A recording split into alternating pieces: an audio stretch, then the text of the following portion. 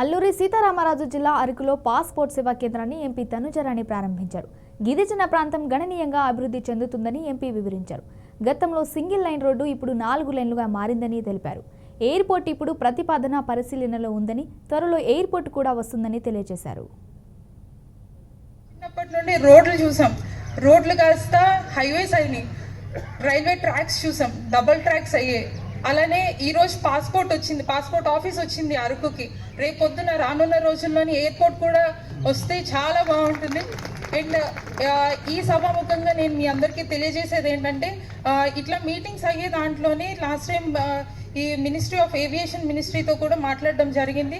అయితే ఆయనతో మాట్లాడే ఆ సందర్భంలో నేను చెప్పానమాట, మా అరకు పార్లమెంట్ కాన్స్టిట్యున్సీకి కూడా ఒక ఎయిర్పోర్ట్ ఉంటే బాగుంటుంది సార్, రానున్న రోజుల్లో ఖచ్చితంగా మాకు ఒక ఎయిర్పోర్ట్ని అందించే విధంగా చూడండి అనేసి చెప్పేసి మాట్లాడడం జరిగింది.